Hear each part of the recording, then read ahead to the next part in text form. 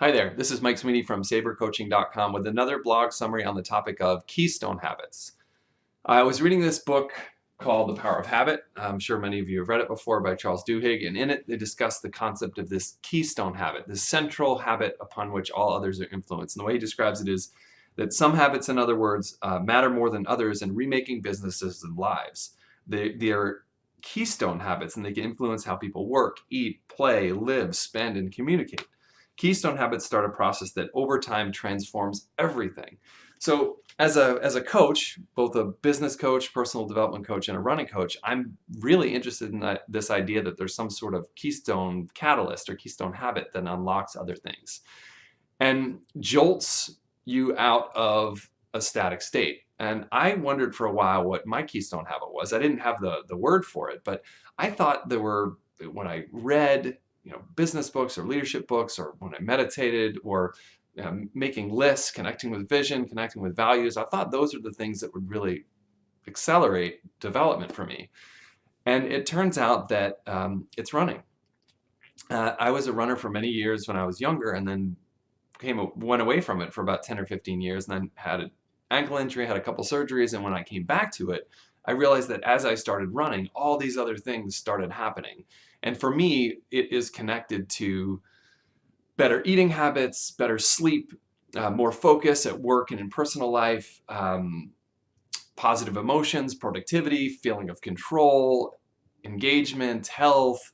All these other things come from this one keystone habit.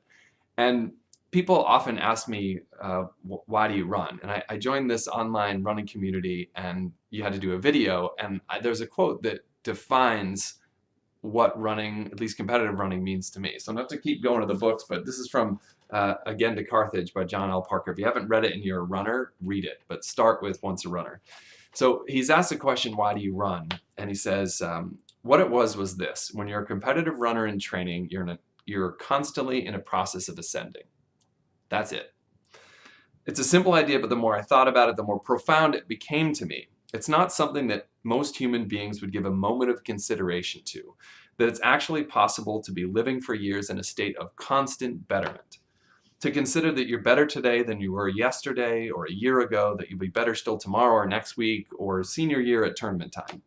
That if you're doing it right, you're an organism constantly evolving toward some agreed upon approximation of excellence. Wouldn't that be at least one definition of a spiritual state? When I read that, that's what running means to me.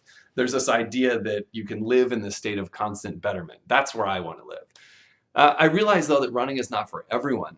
But I feel like everyone has a keystone habit. It's something that pops you out of your chair, gets you up and running, gets you out of a slump. And it took me years to figure out what mine is. And it makes me think of this old movie, City Slickers, where there's Jack Palance, Billy Crystal, they're riding horses, and Jack Palance is the grizzled old horse cattleman, and he looks at Billy Crystal, who's the city slicker, and he says, you want to know what the secret of life is?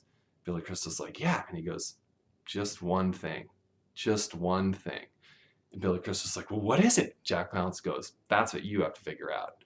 So I always kind of cracks me up about that movie, but the same thing with Keystone Habit. If you don't know what that one thing is that unlocks others, that's what you have to figure out. Again, this is Mike Sweeney from sabercoaching.com. Go ahead and subscribe if you want to find out more. And if you feel up to it, go ahead and put what your keystone habit is in the comments. Love to hear from people and see if this kind of topic resonates. Hope you all have a good one.